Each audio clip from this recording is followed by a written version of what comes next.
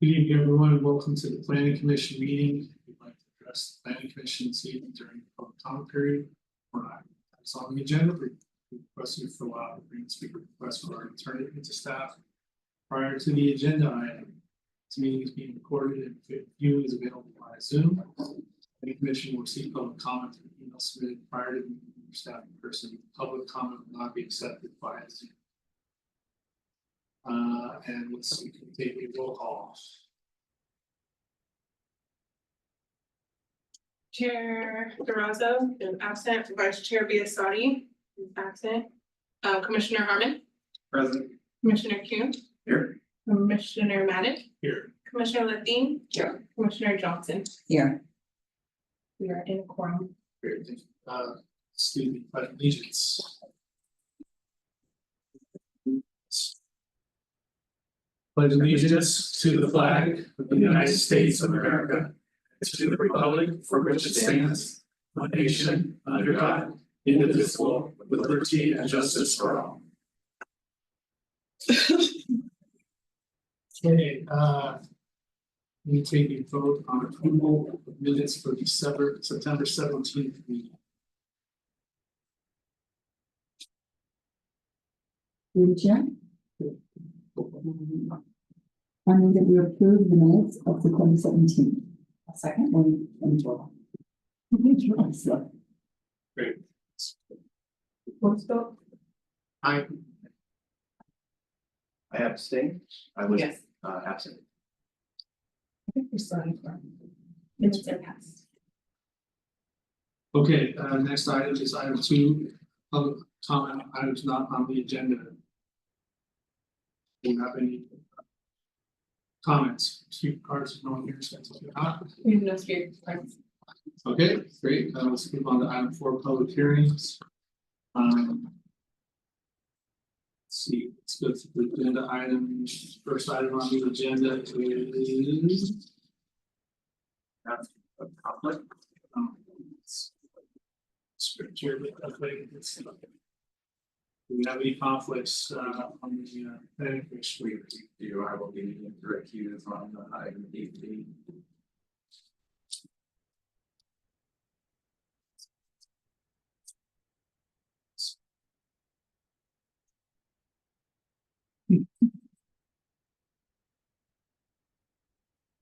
Okay, so Arnold will be accusing for item 8B, correct? But it probably should be 8A, but anyway, the 618 cemetery will have to be listed as 8B. Okay, great, thank you. Yes, it should. Okay, let's move on to item 7A, amendments to Title 12, implementing the housing element policies presentation. Yeah, split presentation. Michael will start. Well, jump in. All right. You queue up to the slideshow.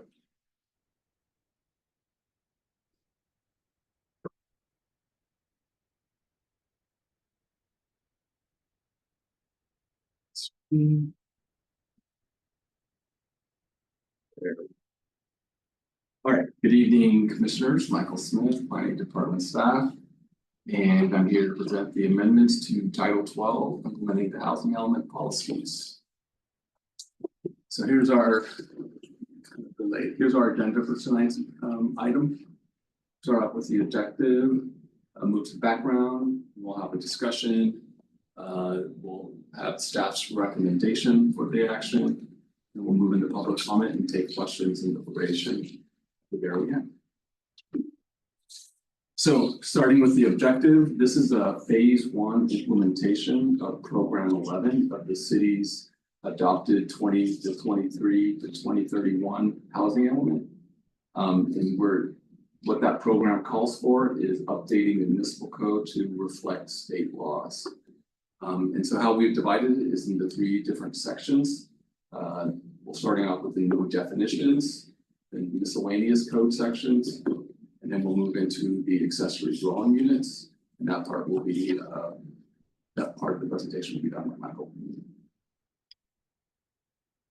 So on August 27th of this year, the city council adopted an amended housing element for the city. that is currently under review by HCB. Program 11, in that adopted amended housing element, calls for updating the municipal code to reflect changes to state law. Particularly within program 11, there are 13 different actions. Phase 1 of the implementation, which is to be completed by December 2024, so December of this year, really focuses on actions 2 through 10 and action 12. And in the staff report, there was a link to that adopted housing element for you to review and refer back to the programs as you wish. So the amended definition, state law requires the housing element to provide for a variety of housing types. And so the code was missing a number of those, and so we had to update the code. Ones on the screen that you see that say new are new definitions that we did not have before. Others that don't say new are ones that we already had, but we had to update where we were permitting those within the community. So the new ones are the low barrier navigation centers in support of housing. So now we have a definition for that. We've added it as a permitted use within the mixed use zoning districts, which are generally going to be on El Camino and eastward. And then we have the single room occupancy units, same thing, we added a definition, permitted in the mixed use districts. Emergency shelters, how we were treating that before was it was a shelter overlay zone, which was only applicable to the industrial district. So we're keeping that zone itself, but we also by law have to allow it where we allow mixed use. So we're also permitting it within the mixed use zones in the city as well. And then other definitions, new definitions include farm worker and employee housing, because we do have needs for that population as well. And then residential care facilities. So as far as the miscellaneous code sections go, within the parking chapter, we've added language to recognize that there are times in state law that developers could either reduce or eliminate the parking requirement. And so we wanted to make sure that our code reflected that. So we added some language at the bottom of the table as shown in the ordinance before you. And then the reasonable accommodation, we had to revise some of our findings because they were inconsistent with state law. So 2, I believe, of the findings got removed. And then we had to add some language to recognize fair housing laws. And then the last one you see here is the density bonus. So we had a pretty elaborate density bonus section. And what we're finding is that with each passing legislative session, the density bonus laws get changed. And so when they get changed, you basically have to change your code to reflect what just happened at the legislature. So instead of having our own section, we just made a reference to state law. And that's what a lot of communities are doing since state law is changing so frequently.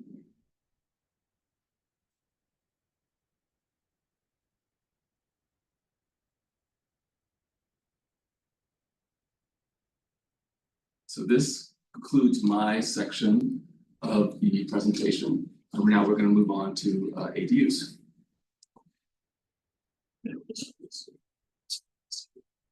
Okay, so a lot's happened in the area of accessory dwelling units. So our last update to our municipal code was in 2021.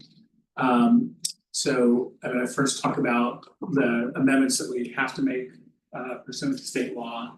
And then the second part is a discussion part about the design standards where the city does have discretion over the objective design standards for accessory dwelling units. And so that's an area that staff has had some struggles with the current language in our code, and I'll talk about that in my presentation. So for ADU updates, the first one is for multifamily properties. So there's an increased allowance, and this is a brand new law that will take effect in January of 2025.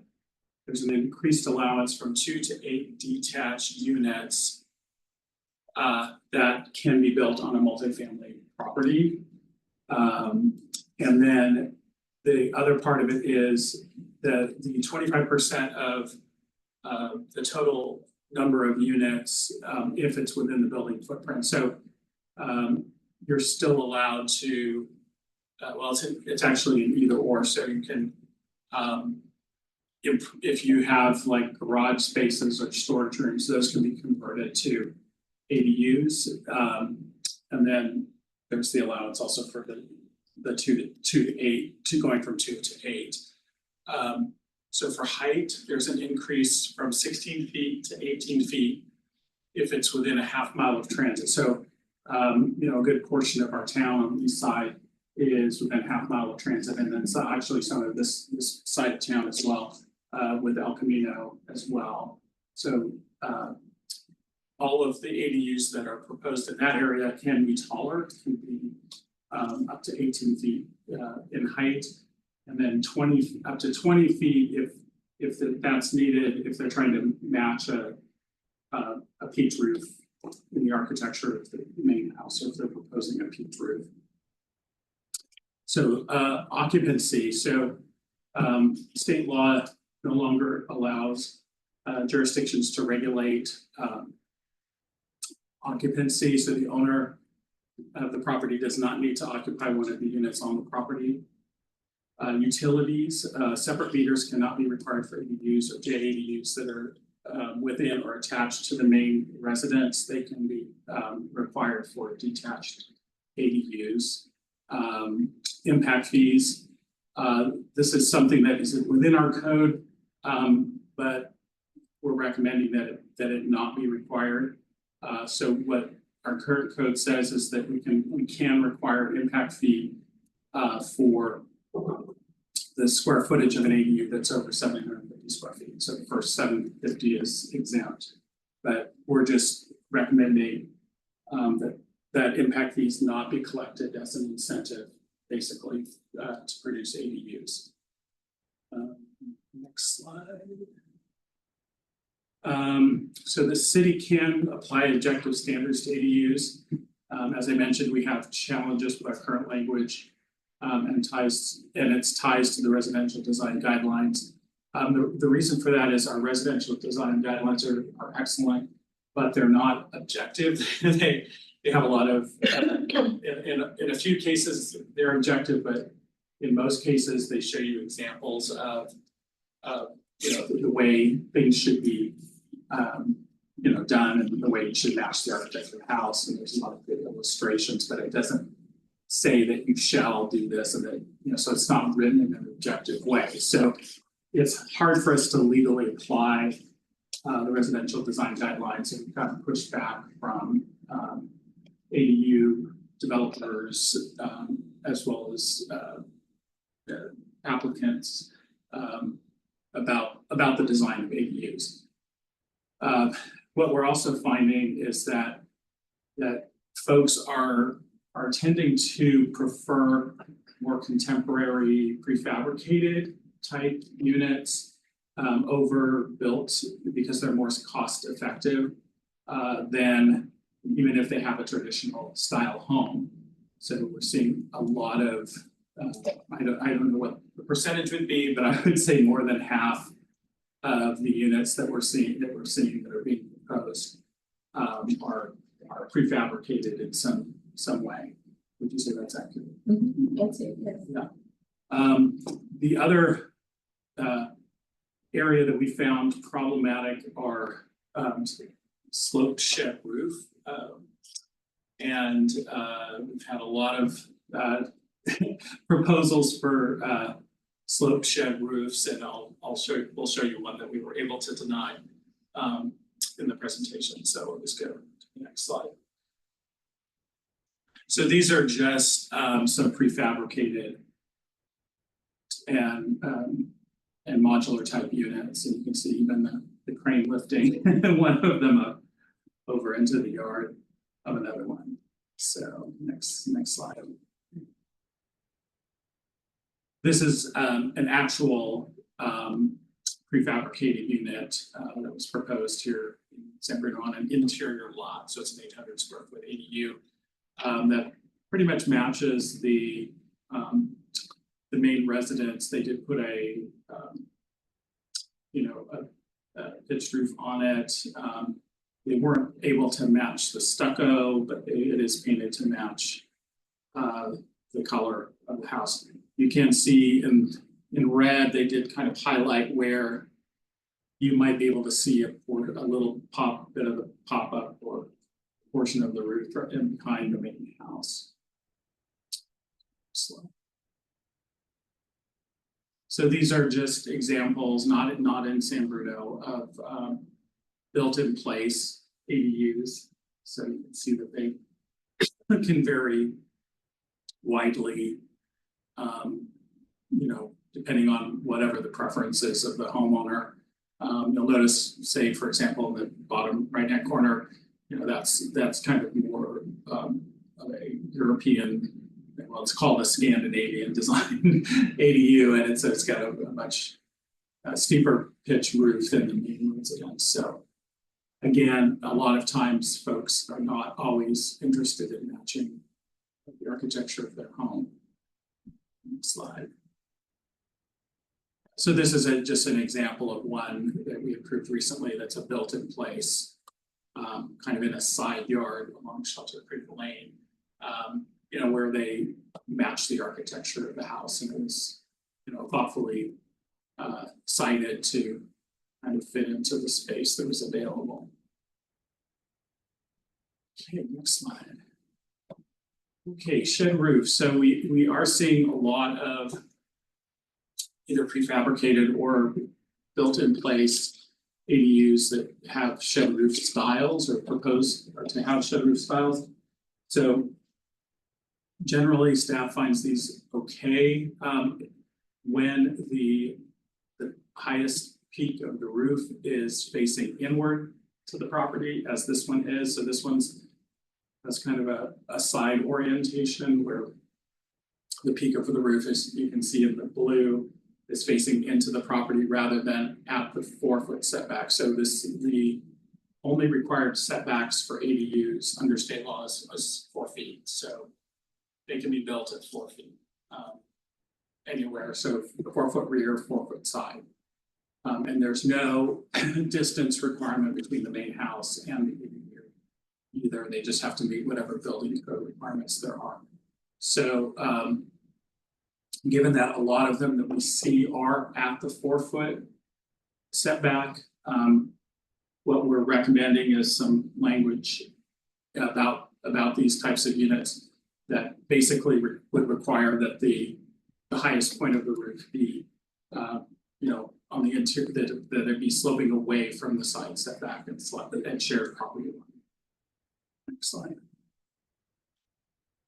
And it's again, it's surprising how many of these we see that that people want to build. So this was one we were able to deny, and this was an ADU, detached ADU with a 4-foot setback at a property that was an existing duplex. So up in the upper right, they were proposing a 16-foot tall ADU that had this, basically 16-foot blank wall facing the neighbor's property. And then you can see the image below would be what you would see, from the interior of the property. So what we're advocating for, what we're recommending to you is that basically that would have to be reversed so that the neighbor would get the roof sloping away from the property line, and you wouldn't have that height.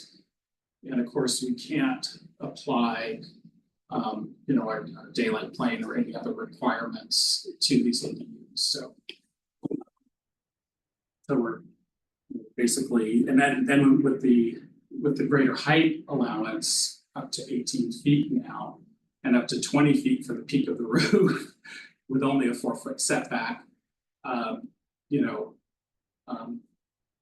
that does affect neighboring property owners, or can affect neighboring property owners. So with that, next slide. Yeah, so basically this is the recommended language summarized it's so an ADU that would be visible from the adjacent public right of way or street would have the same architectural style as the existing dwelling unit, so. An ADU, let's see. Okay, so that would be the situations where you would have that would be on a corner lot.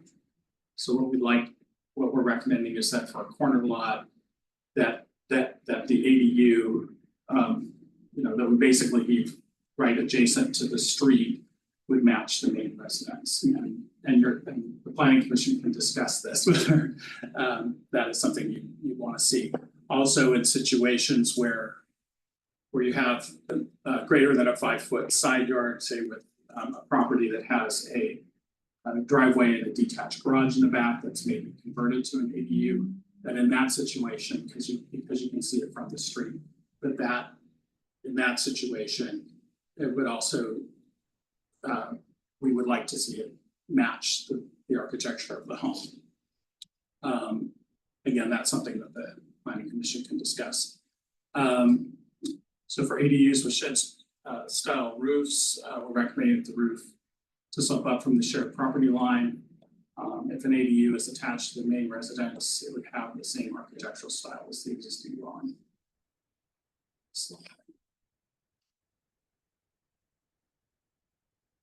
The environmental review, so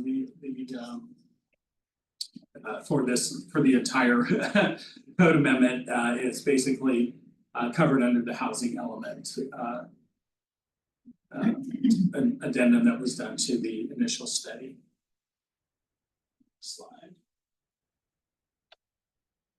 So our recommended action this evening is to discuss and provide direction to staff regarding the ADU design standards, and then adopt the attached resolution recommending that the city council approve the proposed zoning code amendments. And finding that it's consistent with the initial study, mitigating the deck with the subsequent addendum. So with that,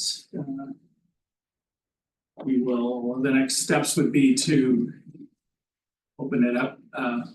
We'll ask any clarifying questions of staff and then open it up for public comment, and then for questions and deliberation and a decision. Thank you. Yes, I please. have a question for Michael. Can you just give a brief overview of multifamily? There's such a variety of different, when you talk about what's in one page. That's our definition. We define multifamily. Page 2 of 4. I'll just enter the definition.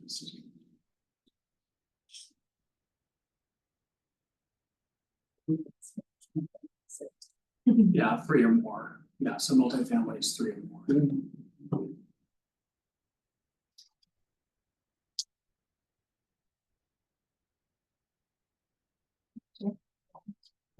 I know that shed roofs have been something that have kind of been a no-no in the city, but I'm curious why. No. Okay, that's helpful. Thank you. We have a few houses, I think, that actually raise.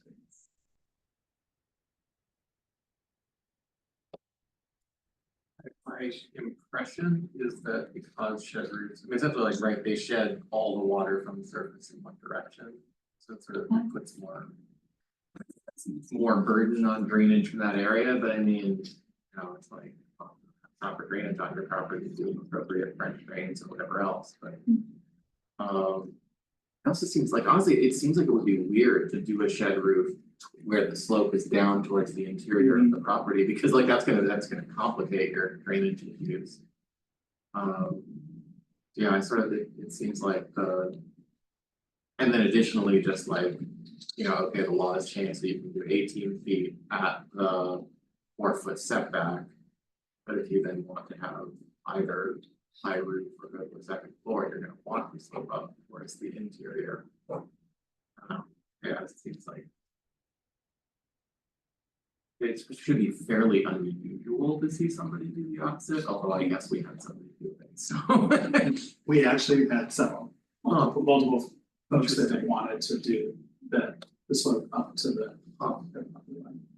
And again, using either the clear story windows or actually have a loft on the second level, so which does. Which is what I did with my own ADU, except I put it towards the interior. At this point, if there are no clarifying questions of staff and is there a clarifying question before we open for public comment, then you can say it. The first point on the multifamily detached up to 8 units. I'm still not following what that actually looks like. How is that even possible For most properties in the city, particularly all the multifamily that's on the east side, it wouldn't apply. There are a number of properties up in the hills that have like some of the larger apartment complexes that may have some, either green space or they want to maybe convert a carport or garage that, where the 8 up to the 8 could be possible. Again, the state law was kind of a shock to pretty much most of the jurisdictions in the state. Going from the 2 to the 8 with that, because it doesn't recognize, it's not feasible for most multifamily properties. The 25% is. it seems like you could take advantage of that to build like a tiny home village. You think that's the intent? On a small, like a 10,000 square foot property. Except that, that's a very interesting point. Because I guess the way I was reading the legislation is that or basically that it's at least 8, but if it is a vacant property, then the answer would be yes. Oh, that would have to be vacant. It would have to be zoned multifamily of some sort already. Already Correct. already Already zoned multifamily, have no structures. right? Then you could do, I got like a bundle of design. yeah, then you could do a bungalow. What did it say on the screen? Footprint, current building? So that's for the 25% rule, so. That would be tucked under part A. Yeah. But this is state law anyway, so we're not, Right, we don't really have. restrictions. yeah, correct. We'll just see how the developers come in and want to apply it. So, Maybe I have questions on the impact, but maybe I'll leave that to our deliberation. okay. Real quick about tiny homes, are those considered ADUs if they're still on their trailers, or do they have to have a permanent spur foundation? You have to have a permanent foundation. Okay, We have had that inquiry before. So, just those seem like even more cost effective than maybe some of those pre-manufactured ones, right? But if you have to build a foundation, it's probably similar. So those are not considered. Okay. Any other questions for staff? I have one more question. There was one that I'm walking, I see this one. It looks like it's a hobby shop. It's on a trailer and it's in the driveway. So what is that considered?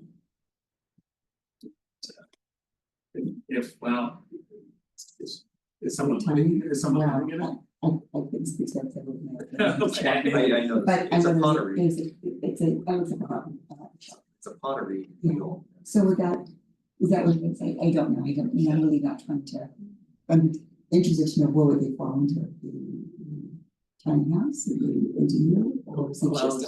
if someone's living in it and it's They don't sleep there, mobile, they just, that's, it's a hobby shop, yeah, if it's a hobby shop, then it's a shed. it depends how they're using it.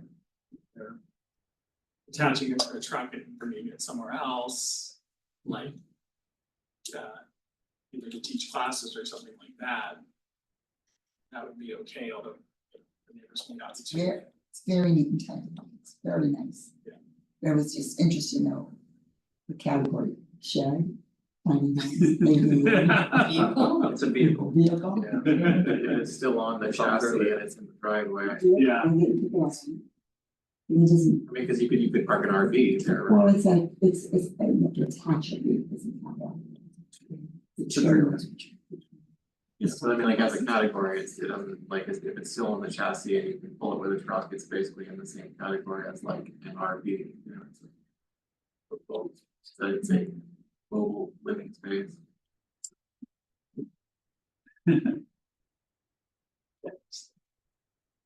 Open Other comment. questions, okay?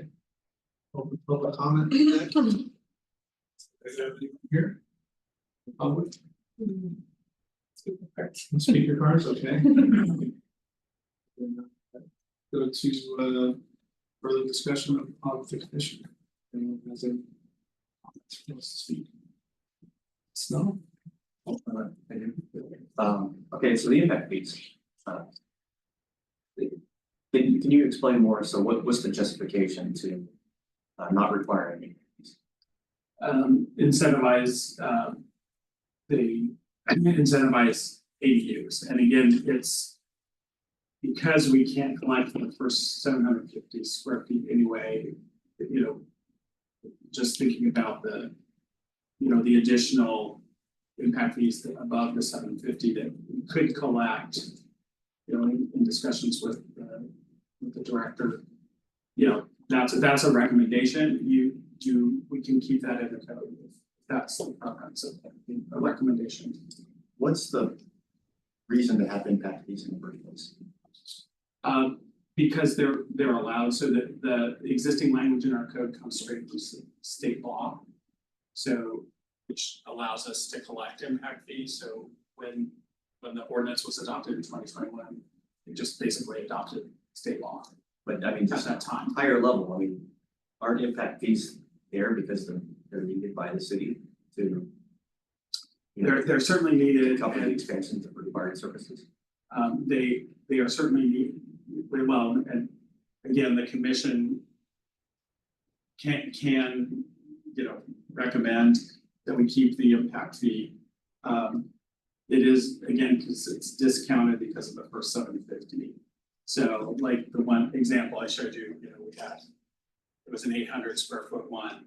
So, you know, we could have charged, we can charge impact fees on the 50 square feet. So there is certainly a slight loss of revenue for the city. But again, the incentive, you know, the reasoning is we're under, you know, pressure to continue to allow for housing and, you know, so that's one way to encourage ADUs is to not have. So this prioritizes ADUs over other modes of growth. I mean, is that? I don't think that actually that ADUs are like the top tier development mode. No. It's actually, they're on the bottom and, you know, dense multifamily, Right. or, you know, depending on the neighborhood, but some other form is, Right. right? And so we're putting the incentives in the wrong place by doing that. Except for, you know, for the new development. Argue that the impact fees are needed for some parks and infrastructure and. So, It's different though, right? New units, new residents. Yeah. Or, you know, a new ADU in a single family residential neighborhood that's existing. I mean, can we justify it? Would we have an impact fee for, say, a second story addition? No, it's not. So, Yeah. For single family, second story.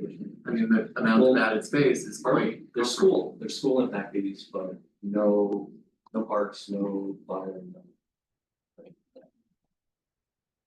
Yeah, I mean, I think, you know, I mean, like, my position on impact fees is that you shouldn't pay for operating expenses through collecting one-time fees. But like impact fees are fundamentally misconceived to begin with. That like, you ought to fund, you know, fire through ongoing property taxes, sales taxes, whatever. We can't in California for reasons.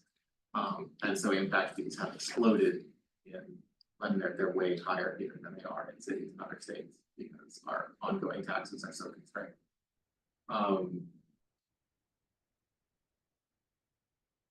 I kind of agree with the sentiment that waiving impact fees for ADUs versus imposing more fees on denser multifamily is problematic. Cause you're like between those two, it seems like. You know, you get larger chunks of what we need to do in terms of Reno, the denser modality and the layering fees on that stuff and more hearings and delays and so on is why, you know, you sort of, oh, they only build luxury housing. It's like, well, because the fees, you know, right, and so, you know, you can only build more scattershot things like you use at what price to construct it in the first place. But I do share your concerns in that regard. But yeah, really, it would be nice if we could get away from impact fees in general and collect their operational taxes on the various, but you know, housing forms. Can you give us an idea of how much we're talking about? Very good question. I apologize, it's not bringing, did have- And as you're doing that, you know, maybe it makes more sense to break it down and justify each of the impacts individually. So there's traffic, there's a fire, is there, I don't know if there's water, that's separate from utilities, parks. Missing, probably one single. Schools we don't touch though, right? This is not, I don't think this is, The school district works. yeah, they got their own. And so if you were to justify each of those separately. Yeah, I do know that's about $28,000 per door for multifamily. Yeah, And about $30,000 per door for single family. yeah, That And breaks then down so- to the type of base. yeah, and then if you're already getting a discount. So, and how that discount is. Like, just a percentage of, Well, the fees were pretty nominal that we were collecting on AUs because, as you said, we could only collect it over 750. So the ADU is only 800 square feet. You can only collect it for 50 square feet. And then on top of that, the 50 square feet, you have to take the existing single family house into account. So if that house is 2,000 square feet, then you have to apply the nominal 50 square feet. You're only collecting a few $100. oh, you do it over the 2,000, not over the 750. Well, So it's not. so the whole property counts as like, so you would look at the whole property and you would say, okay, so now you have $30,000 per door for a single family dwelling. And then you would do the size of the house, square footage as a percentage of that overall impact fee. But it's really, So yeah, it's really small. then I would just keep it on there, just to. Yeah. Yeah, I will say there that- are impacts, for sure, and especially if it's 750, then we're talking, usually it's a 2-bedroom. Right, at 750 square feet, you know, small house, you're building 2 bedrooms. And so larger than that, you know. And I will say also that the state has put a lot into the whole ADU program, and so they want cities to incentivize it, so. For us, this felt kind of like loading fruit because we weren't taking in that much from it in the first place. So it looks good HCD that we just simply use it and say that we're trying to encourage these types of incentives. I guess, I mean, like, So is there any meaning saving downtime and really not needing to do this calculation or was it sort of already, like, given the other stuff you have to fill out in spreadsheets, it was already falling out easily? I mean, yes, it does save a little bit of staff time, yeah. I mean, it was a hard thing to calculate, it's not automatically calculated. You have to go through the steps that I just talked about. And if we're only taking in a few $100 in the staff time, it's probably eating some noticeable chunk of that already. so here's an example, so ADU calculator, so if you have basically 1,000 square foot ADU. You discount the 750. Then the way it's calculated is you look at the floor area of the main house, the garage plus the living, and let's say that's 2,000 square feet. Then there's a calculation that's done, so it's okay. That would be 12% of the main house. Multiplied by the diff fee, so it's about, in this case, it's $39 for the additional 250 square feet. It varies based on the size of the main house and the garage, so if the size of the floor area of the house and the garage is smaller, the ADU's more comparable, then it goes up. So, yeah, so. In some ways, that seems sort of unfortunate and regressive because it's sort of like you have a wealthier family with a bigger house, they're more, more able to afford the fee.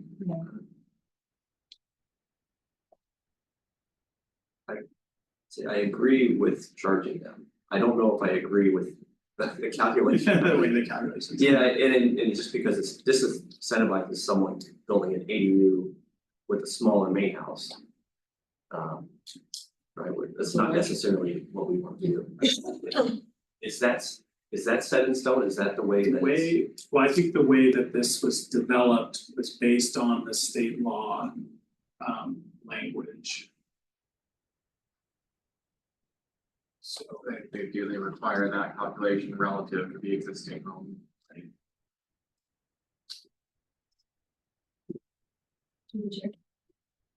I don't know if anybody can really answer this question, but I'm just curious, like to a homeowner, like your average homeowner who'd like to add an ADU. Like, what slice of the pie, as far as the overall cost, does this represent? Like, would this be enough where they're like, you know what? Not right now. Or would this be like, oh, we're doing already, it's in $2,000, we'll get a fancy range. You know, I'm just trying to wonder, like, would this be enough to discourage people? And I think it might be enough to discourage them. So, right hand. What's it say? Yes, that was very cheap. Yeah. But like, Yeah. I mean, more like, I'd say like typically it's gonna be more into the low 6 digits and potentially up into mid 6 digits for fancier two-story ones. So, Jared, 1,000 square foot at $300 a square foot, that's like minimum. Like You're talking $300,000 for an ADU of that size. It's Even prefab. prefab is also expensive. That'd probably be about 200,000. Yeah, I mean, it's still like, it like the 6K and the higher end of that is still getting to be enough that it's like. You have to cut some corners somewhere or something, you're not gonna ignore it in your budget. But, 2,000 or less is probably not gonna be relevant. That's a large. My front house is only 1,100 square feet. I know that maybe, Right. but like, it would have been great So- to be able to afford an ADU that was the same size as So my house. that's a 3-bedroom house. I think a lot of them are like If you're building- studios with a loft, they're like 300 to 400 square feet, so they're not Say that again. like studio type Yes. ADUs with a Yes. loft. Yes. Around 300 to 400 square feet. That's about as small as you could. Observe basically around 80 to 100, so that's big. This is helpful. I have an estimate. I have an estimate of the do. I look at what my use of looks smoother, so there's homes behind me. Quite sloped, and so of course I wanted to make it three, I had the option for 3,000 or 3,000. And they gave me different measurements. And so the cost, which was quite surprised, was 175,000. And it was it was up to 100 square feet. And it was right after the pandemic, so in a couple of years, things changed. But I was focusing on this. I was Construction labor has gotten really tight now. You know, with the construction labor, the need, the impact fee was real thing that was put because of city. So I do not support the zero requirement. The obstacle in some of the homes, that is mine, you can only get to the balcony is like. There's no other option, can't get any more, any other way, which Mark Mountain. As long as city would use great lifting programs or PGB or. Operators on cranes, along sewers and things like that, or. You know, the process. We're getting a little beyond the scope of conversation. It's still Not doing a project. costing the city. Yeah. Yeah, I mean, I kind of. I'm torn on this because. I kind of agree with your arguments for keeping it, but the way it's being calculated is very frustrating. That like the way that it is sort of more beneficial for that, it's kind of aggressive and. I kind of argue it round or square. So Yeah, it's not that much money in the scope of the budget. difference is a couple thousand. Well, I mean, so yeah, we got the smaller house example right on that, like 6,000 versus starting to be. With the example, I think when you did it on like a 1,200 square foot starting house, so it came out to like 6,000. It's just pretty one. Yeah, like 6,500, but like it's, like that's the thing that bugs me, is that it's for the person who's starting with a more modest main house, it comes to significantly. Which it seems unfair, you know. But we are sort of constrained by state law here, so. I don't know, I sort of think that you just live with that and. Hope that they adjust the law again later. Oh, Bob just disappeared. It really just went. I'll be right back. I'll be right back. Oh, low hanging fruit. This feels like low hanging fruit. Are there any other fruits? Like, and for example, like if we did this, would the state come back to us and say, this is not incentivizing, this is. I mean, it sounds like the state is providing us with a tool. If we used it, would they be saying, no, you can't do this, like. No, because again, this is yeah, so the language, you know, basically that was taken from state law in 2021 is, you know, it says impact fees for all, well, it gives the exemption, so that's the government code makes sure that cities are not charging for this first 750 square feet. And that it is permissible to charge over the 750, and then impact fees for all other accessory dwelling units shall be charged proportionally in relation to the square footage of the single family dwelling. So that's again how the calculation the way we've been doing the calculation. Another question are other cities doing? Question. And are there other ways to incentivize without, because that seems like that's a number that's worth the time for staff to calculate and collect. Sure. It's not like Sure. price mailbox or something. Right. It could certainly help the city and hopefully ADUs would be. I know they're not a huge slice of the pie, but enough of a slice of the pie that would add up to something valuable for the city. Right.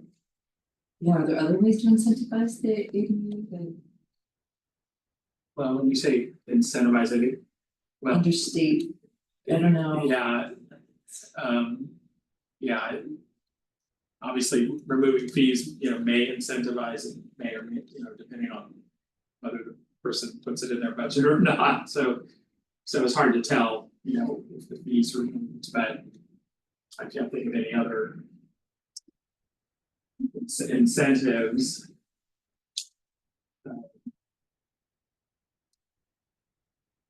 Be offered, I mean, we're already doing, you know, we're getting a lot of ADUs and. The word is, That actually was gonna be my next question, like, what are we projecting for annual production in the next few years, like 30, 40, 50? So we've projected 224 over the total cycle. So divide that by eight. Still under 30. Right on 30. And that was for the, But if it was like fees of 2,000 or 5,000, talking. $100,000 a year, or something in that neighborhood, if we were charging those fees. I mean, it's not big in the scope of our budget, but it's not something. well, the other thing to keep in mind is that this was just one example. And I don't do a lot, a lot of them are much smaller than that. I was 640. Future. Of course, ADUs were, the goal was to provide more housing, right? Affordable housing. How's that matter? Or is it? well, we are now. There was this a study done by our working group 21 Elements. And they hired consultants and they did all this survey work all over California and they kind of concluded that I think it was like 50-50 and there was an assumption that we were allowed to make our housing element. I think that's right, Michael, is that 50% would be considered affordable. 30. 30 is 30, 10. That was based on the You can whole explain. ag regions. Yes, yeah, exactly. Yeah, Yeah. so you could explain that 30. Yeah, so the 30 low income, 30 very low, 30% low, 30% moderate, 10% above moderate. Those are the different income categories that were assumed that we are doing right now until the end of this year. Starting in January, HCD has required everyone to actually monitor their ADUs, and so we have a survey that we've attached to all the ADUs, which were actually just rolled out like in the last week. But we have to formally start doing it as of January 1st.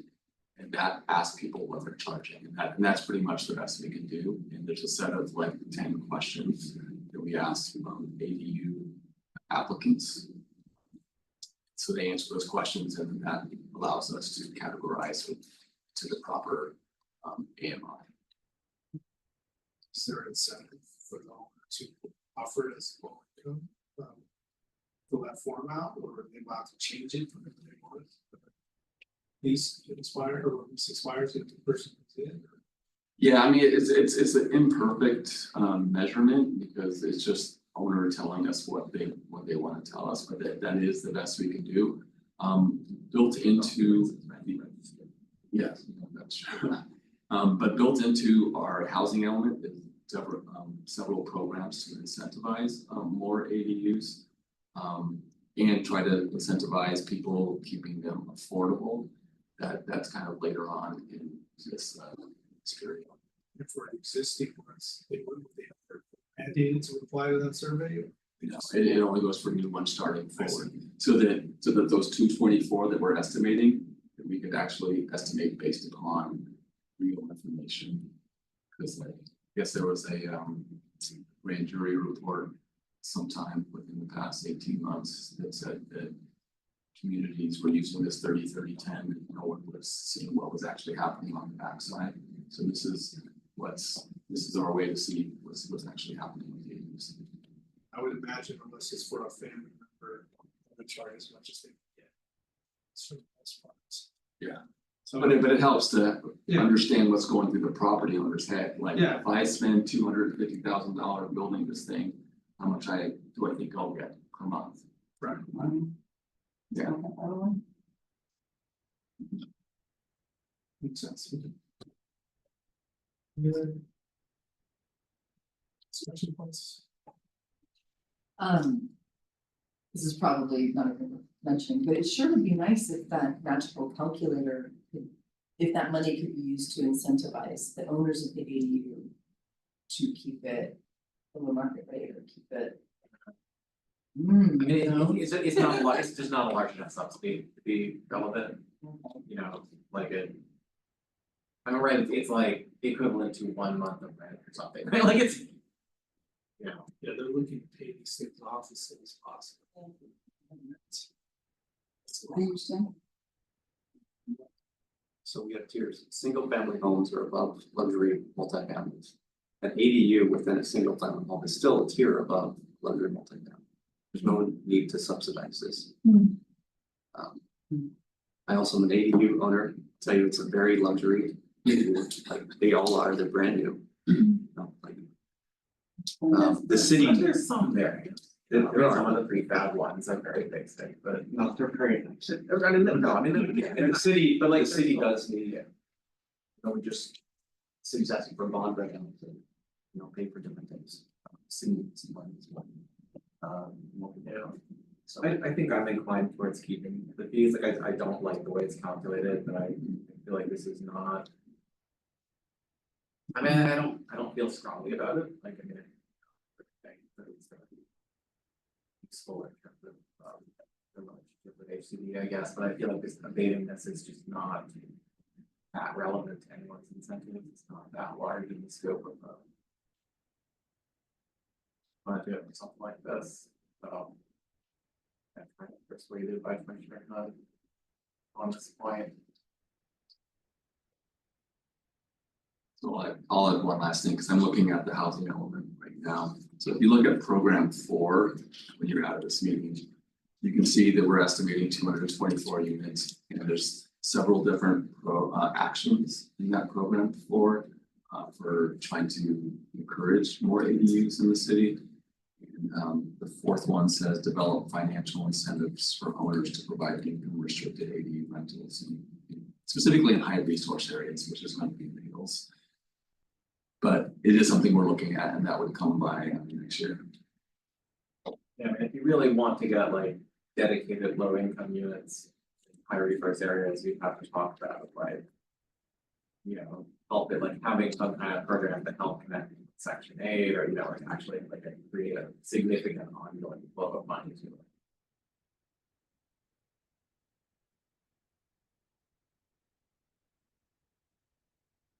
The obstacles facing the future.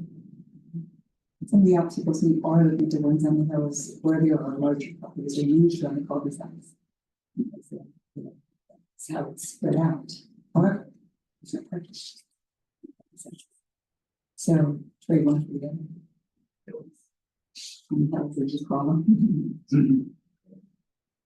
It's so much more spread out there compared to the avenues, you know, like, I don't think I've ever seen an issue with. Well, the issue is you've got the space for you to do, but the getting to it on the cul-de-sac, I mean, cul-de-sac.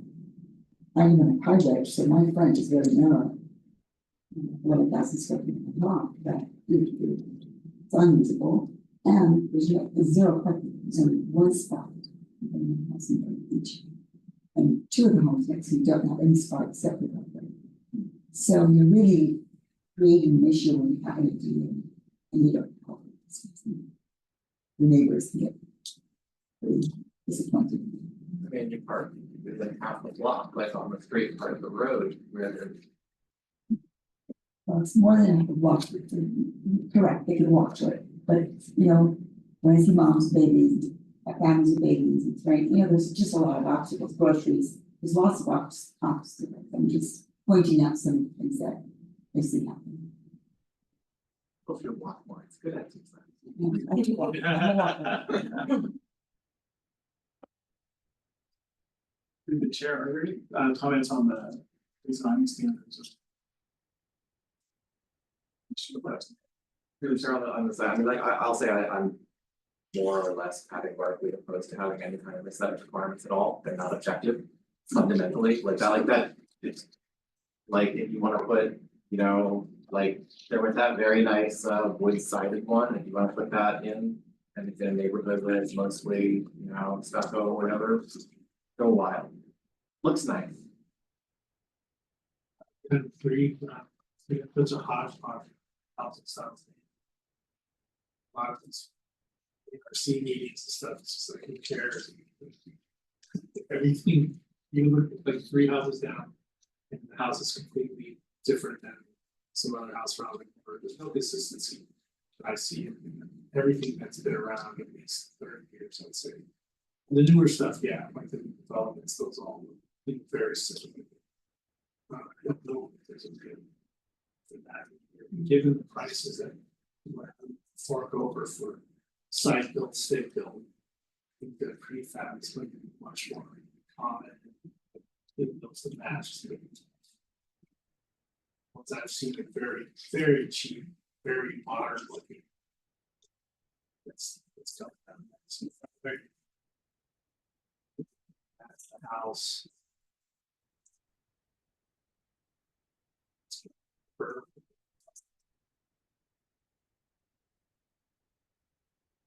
Be nice, but I don't think there's any real fancy features. There's a lot of architecture in the city. Yeah, that's it, like, okay, you say like, oh, they painted the same color as the main house. If you're not in an area that has a homeowners association, like, what's to stop you the next year from painting a different color? I mean, like, it just like. Let people do what they want with their.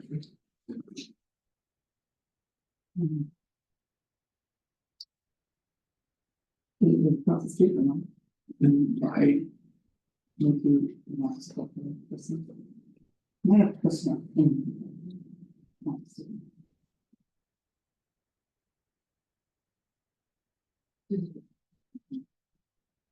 I tend to be fussy about these things, but I also recognize, you know.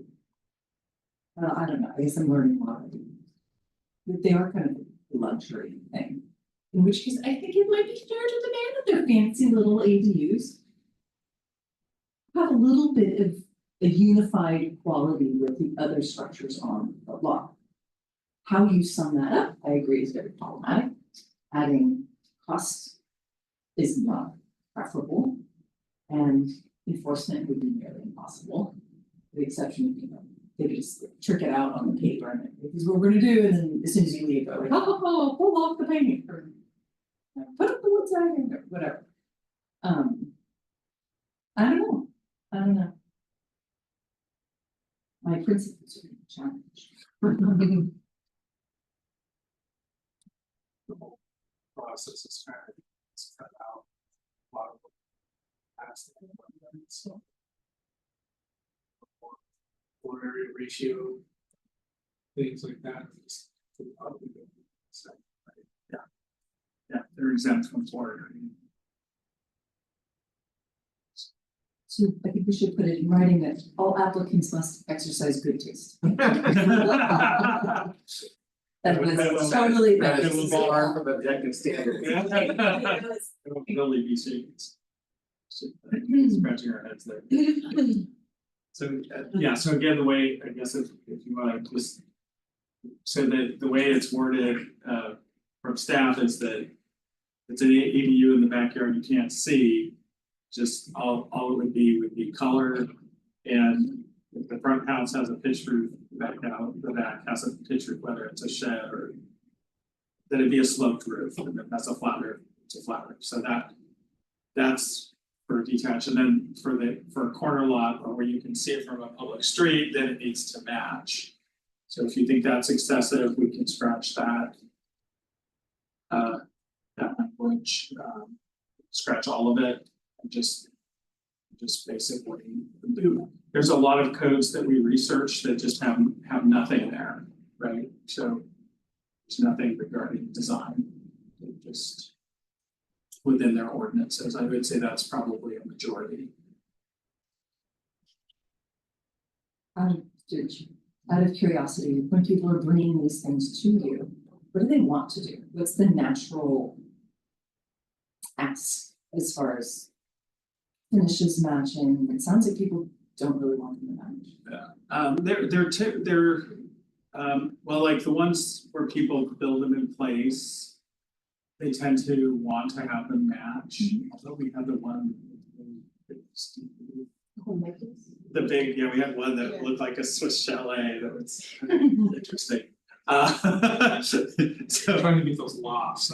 Yeah, they were trying to get a loft, but yeah, so I would say the stick built ones, tend to, you know, wanna match more of the architecture of the house, but the folks that want the prefabs and, you know, they tend to go for the more modern, typically the shed roof type, because that adds, you know, a nice interior ceiling, detail plus some clear story windows, so they're nice and light and inside. So we do see a lot, I think, of the shed roof style. Some people get very creative, they tend to want features that they don't have on the primary house. We see a lot of skylights, we see a lot of clear story windows or a loft. So I think that's where the shed roofs come in. So we've been more strict on enforcing the roof styles of the pitches. So I think that's been a this conversation started.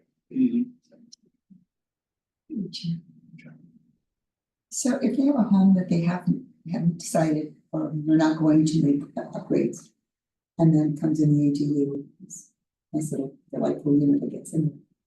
Do you, and they've clearly said we're not going to do it to our home. Do you have that discussion, or is it not a non-issue, or do you make requests? Well, we make requests based on the current language. Basically say, okay, well, if you've got a roof on your main house, like to have you see do a hip roof. And you got stucco, we'd like to see stucco. We got a lot of pushback on the modular when they did the pitched roof, but they said because it's modular, you know, that doesn't come in stucco because it would break up as they move it.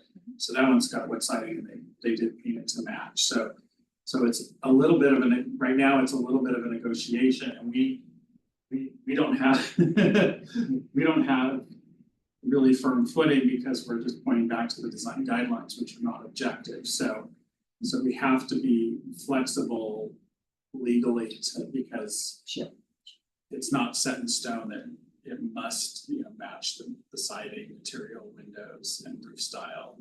But if they have a home that needs a lot of attention, and that's not part of the plan, is to upgrade their home, but the new ADU is coming, it's lovely. And so is there any request for them to paint their home or to brush their new? No. Again, we're for ADUs, you know, under state law, it's just we review the building permit period for that ADU. We can't look at anything else on the property.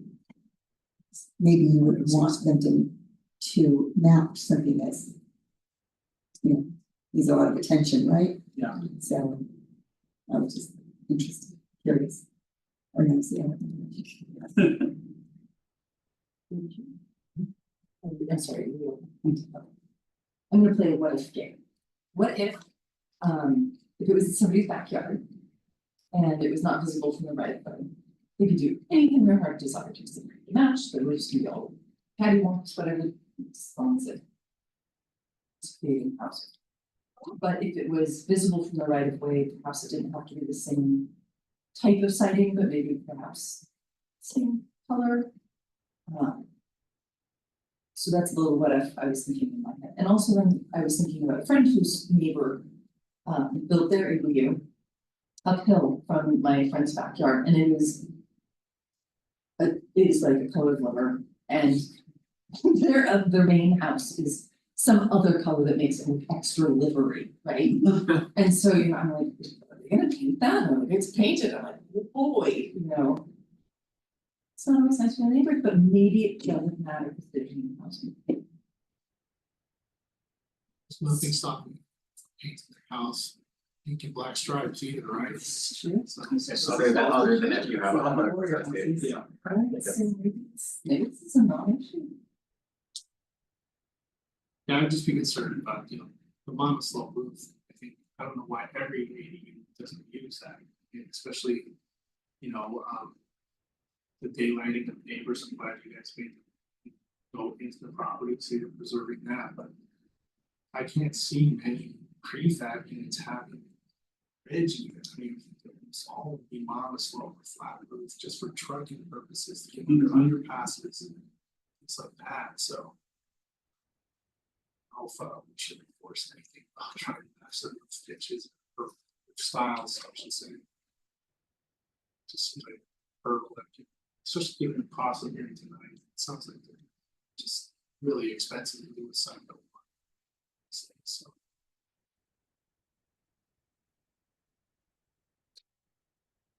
Yeah. It's an interesting point. Typically, the responsibility and is on the applicant to make a case to say, I'm not able to match this for these reasons. And I would hope that there would be enough latitude within that it's not so rigid. It's always was implementing the policy. But if we would say we're not able to make these attempts, so this bridge won't accommodate this, so that there would be allowances, but I'm always a bit nervous about that, because when you have someone at a whatever counter, whether it's at a store counter or counter here, there's always someone that just is really adamant about the policy.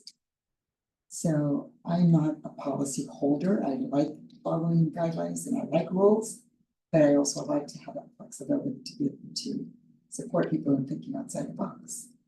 So it's a bit worrisome to me that if we decided to continue some level of position or policy, there wouldn't be any latitude for the applicant. On the other hand, we will take advantage of that on the other side of it. So,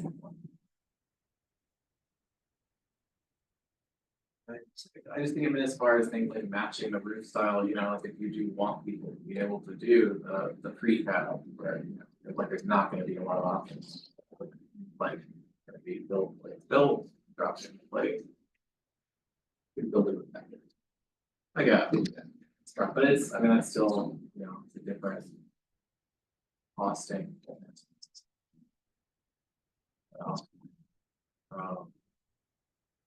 Yeah, I would follow the other, whatever other cities are just saying. Or whatever, I think I would just. Have a big orange spot.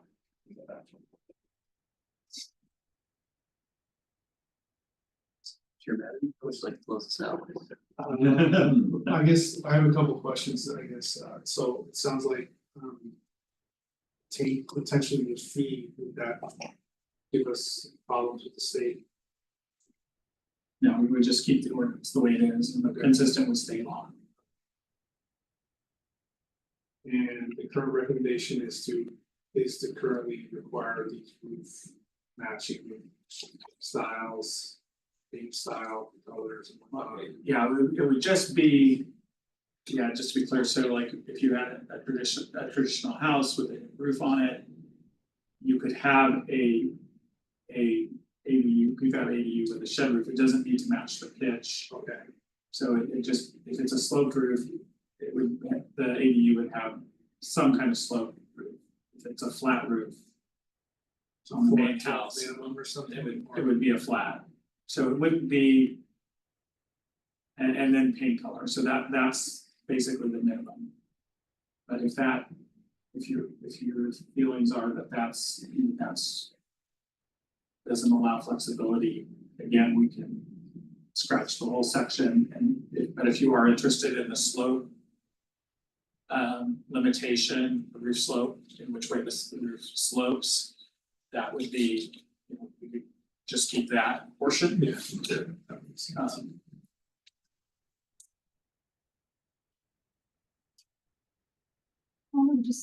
I'll just share what I was rolling around in my mind. It sounds like the slope is a harder thing for people to match based on availability of prefabricated units. And a lot of people really want the shed roof for a variety of reasons. I think some pretty valid, adding a loft, pretty valid, adding light, quality of living inside that space.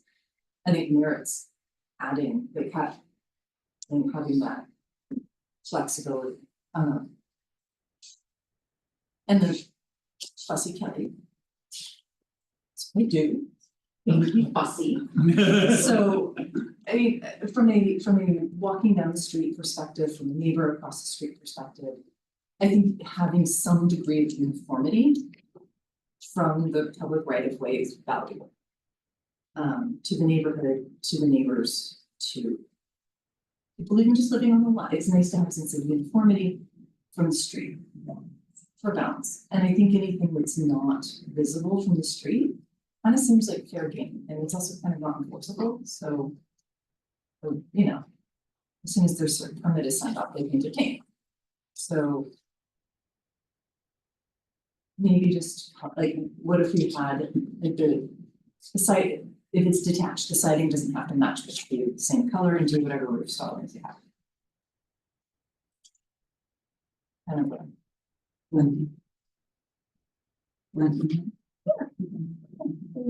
Sure, I think ultimately we do have to come to some sort of consensus that we can vote on. The only. The element of having a preference to have it slope upwards for the interior of the lot to improve the daylight plane, I can agree with. Yeah, I would personally vote against any of the other colored siding style. And so I just don't think it's, I mean, I think a lot of people will match those things because they want to. In my case, you know, like we could use the same siding that we've been using on the main house and the same paint color and, you know, like, but I don't care if people do, like, it just, you know, like. That's up to personal preference. And what's affordable at the time. I would, I guess, do we want a motion on adjusting the resolution in front of us to include the preference to slope the roof upwards towards the interior of the property? And strike the rest of it. Do I have a second for that? I'll say.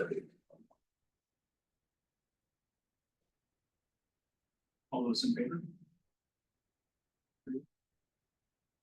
I think we're good too. We need to roll call that. Commissioner Harmon. Aye. Commissioner Kuhn, Aye. Commissioner Madden. Aye. Commissioner Levine, Nay. Commissioner Johnson. Opposed to. And Motion on the remainder of these. yeah, so we should also. Clarify the fee, we can have also. I'm still torn on it. I'm going to motion that we omit any language regarding the fees and we keep the ordinance as is. I'll second. Commissioner Harmon, Aye. Commissioner Kuhn. Aye. Commissioner Madden, No. Commissioner Levine, Aye. Commissioner Johnson. Aye. Four one. Or I meant then we charge the fees. Correct, So, correct. I Yes.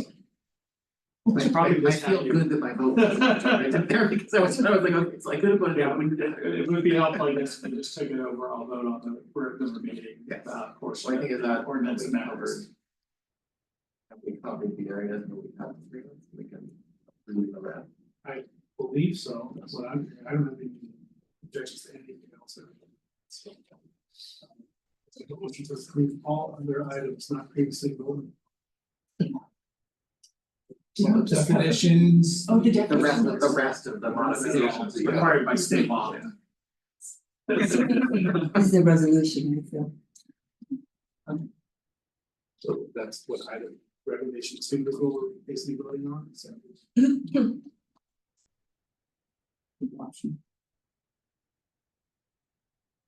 Utility connections. Motion that we approve resolution number 2024-12, recommending adoption of an ordinance of the city of San Bruno amending Article 3, zoning of Title 12. Et cetera. Give modifications as agreed, with modifications as. Noted. Outside the noted.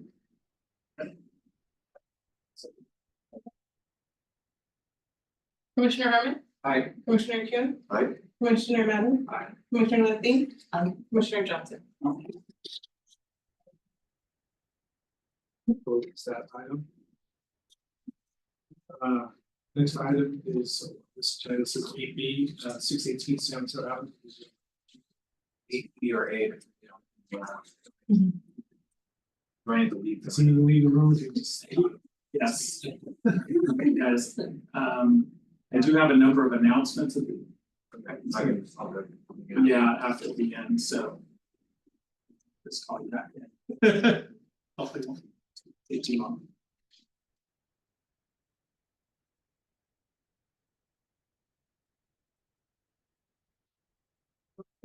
Good evening, commissioners. First item of business, item 8A is on 618 San Mateo Avenue, and this is the disposition for sale of the property. So we'll start off an overview of what we'll be discussing. The first share on objective for the item and then some background of the property. And then we'll go into what the commission's going to do for the item. Lastly, we'll conclude with a recommendation for the staff and have some time for your questions.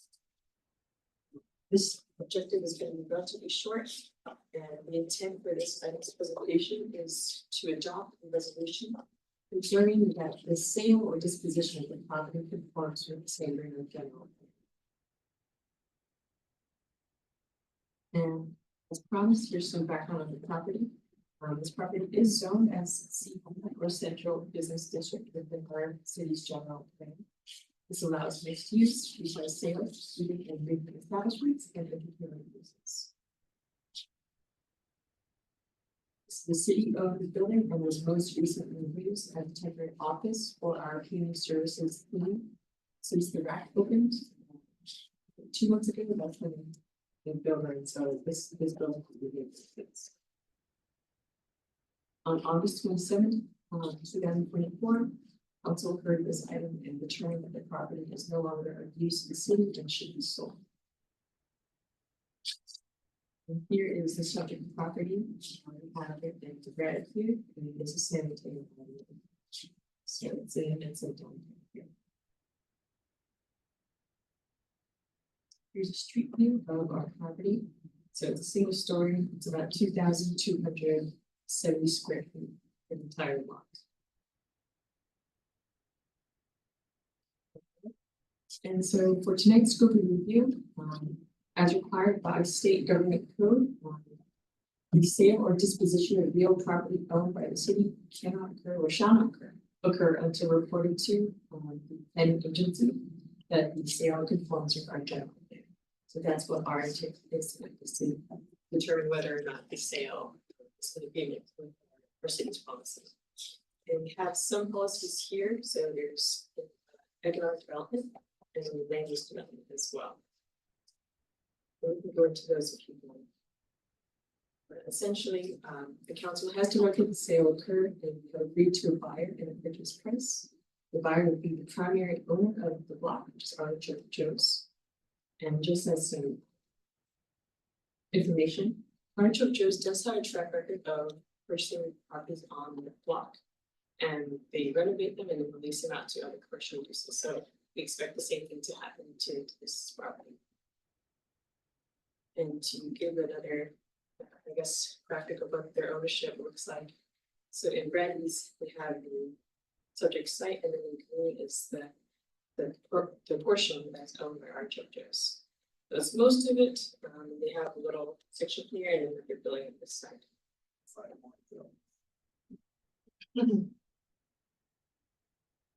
So just to conclude, staff's recommendation is that the planning commission adopt the attached resolution, finding that the sale of 618 San Mateo Avenue is in conformance with the San Bruno General. Just to reiterate, this is a commercially designated property, so to be commercial business, and with the intent to lease to a commercial business. So that would be enforced by one, our zoning, and two, the general course. I think that should be it for us. Do you have any questions for staff? Questions, anyone? Through the chair. When you indicate they're going to rent it out to another vendor, do they have the option to use it themselves? Yeah, yes, they do, but I think that's always an option as long as it conforms with our zoning, so there's gonna be a list of permitted conditional uses. So as long as it fits into one of those, then we'll be okay.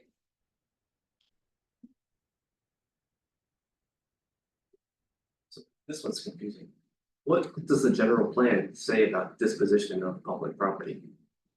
There's no specific policy for the disposition or sale of city property. But what we did find were policies that were related to economic development, especially in the downtown area. And I think our intention for this one is just to make sure that it was going to a permit provider. And I think that's fulfilled with the selection of our filters. I still don't even see how that even applies to the general plan. Yeah, so it It's is. funny, it's really, This has been a requirement in state law for as long as I can remember. Where, you know, if the city is disposing of property, then you have to, the planning commission has to say that it's consistent with the general plan. So this would include, if you were to abandon a street, if the city got a request from some homeowners to abandon the street in between them and take the land. But what it also does is it prevents bad actors and from, you know, for bad decision making, right? Like if you know, the city is approached for someone who wants to buy a portion of some parkland and build a commercial use and then the general plan says that's a park and then so so when that type of a action would come before the planning commission, you would be able to say, well, this is a park, it's general plan for park. If the city's going to dispose of it, the city shouldn't dispose of it because it is part of a park. And so you know, so there's the intent of state law is to just try to create some sort of checks and balances to make sure that you know, disposition of property is consistent with the general plan. It applies too if the city had a larger piece of property. And of course, there's you know, state law that requires us now to, you know, look to see if the property, you know, should be developed for housing, right? So there's a first right of refusal, the whole process through the state now, where, you know, the city can't just sell property. When the auto dealership property was sold, it was first offered for sale for housing development. And we had to go through that whole process at the state level, and developers had to say that, well, if we're paying market rate for the land, we can't build housing or affordable housing there. So that's what allowed the city to sell that property to a car dealership for development as opposed to a housing developer. So does that give you a bigger context maybe of so in this case, this is a very unusual case because normally the city would not own a small commercial piece of property like this, except for the fact that we needed it for offices for. you gave the example of Exactly. like exposing abandoning a road or Yeah. parkland or something that became clear. So Yeah. that make no questions. Questions, comments? Check for public Any comment. public comments? No public hearing. Open back up to the commission for final comments. It seems beneficial that the larger owner of the property would take this in the event that someday it becomes possible to redevelop it as housing or whatever the need may be.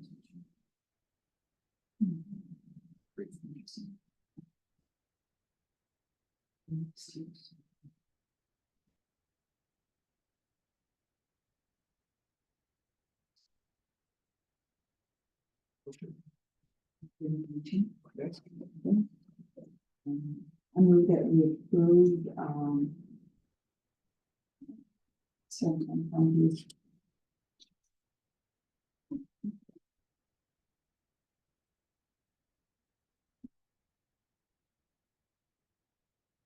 And then, report, and also looking at The recommendation. yeah, I mean, I agree with you. Oh, I mean, I think we put it here. Here it is. I move that the planning commission adopt the attack resolution 2024-11. Exhibit A, finding that the sale of 618 San Mateo Avenue, APN 020-131-240, owned by the city of San Bruno, is in conformance with the San Bruno general plan. Second. All right, I'll take the roll call. Commissioner Corman is abstained. Commissioner Kuhn. Aye. Commissioner Mann. Commissioner Latine. Aye. Commissioner Johnson. Aye. The vote is 4-1, motion passes. Any next items, comments from staff? Hey, Commissioner Arnold. okay, so I have just a few, it's more logistics and just to give the commission an idea of what's coming up through the end of the year. So we have a big meeting planned for you in November 19th. This is a joint meeting with the city council at the recreation center, the second floor meeting room that the city council started meeting in. Sorry, what was the date? It's the 19th, so November 19th. So this is the planning, the city council coming to your meeting this time rather than you going to their meeting. We are planning to start it at 6, so that is a bit challenging, but we have a lot of items on the agenda. There's going to be a presentation of the revised plans for Tanforan. An introduction given by the consultant to its preparation of our climate action plan. Michael's working on the update to our safety element that we're doing as a collaborative effort with other jurisdictions in the county. So there's going to be an update on that.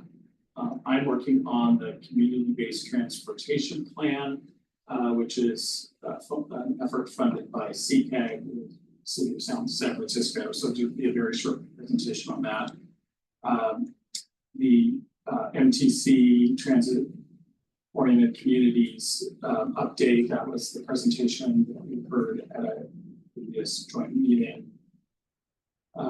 Land use map discussions and also housing element implementation updates. So we'll have a busy meeting. That was planned perhaps. At the recreation, yeah, That's the upstairs room that they're gonna be. correct. Yeah, they had their first meeting there this last time. Working out some of the logistics on that still stuff. So just to give the commission an update on where we're at with your meetings at the recreation center. It's a little challenging, the setup, and you'll see it on the 19th. Setup for the city council meeting is extensive. There's a stage, there's a platform, there's a barrier, it's a major setup. There's all of the sound equipment. So for the planning commission meetings, we've been talking about using the downstairs room, which is a very nice classroom setting with a couple large screens. That will probably work really well for our meetings. However, we're still working out the tech requirements for that space. And then we can't have our meetings at the senior center because all of the existing tech equipment was moved that could be used was moved up to the recreation center. So there's no equipment there to have our meetings at the senior center. So so what we're thinking is that for our meeting on December 17th, that we are planning on a meeting that would be here. And again, it's going to be mostly just talking about items like this evening that are more policy related, our bylaws, deferred impact fees, and then we're going to rotate the chair for next year. So yes, we would be planning to have the December 17th meeting. I think that's that works for everybody, for vacation plans or holiday plans. Like December 17th, is that planned to be here or will be? Here, it'll be, yeah, we don't anticipate that. We'd be able to move you to the recreation center until January or February. Is what we're kind of looking at. So. The other thing is just more informational, I don't know if you received any information on this, but on October 25th, which is a Friday at 3:30, they're having the ribbon cutting at Centennial Plaza. In the new park downtown, the new plaza downtown. So. And if you're able to make that. And what is the date on it? Is it what date? October So 25th. I'll be. Yeah, 3:30, I think this one they're serving ice cream. 4 o'clock's the rate.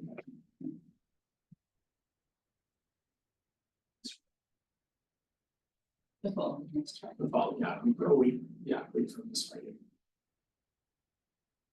So that's all that we have from staff. Do you have any questions on any of that?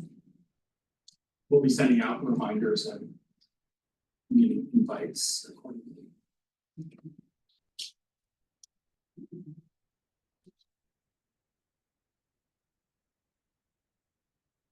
And Thomas remembers, comments from commission? So we're adjourned. Right, thank you. Hey, thank you all.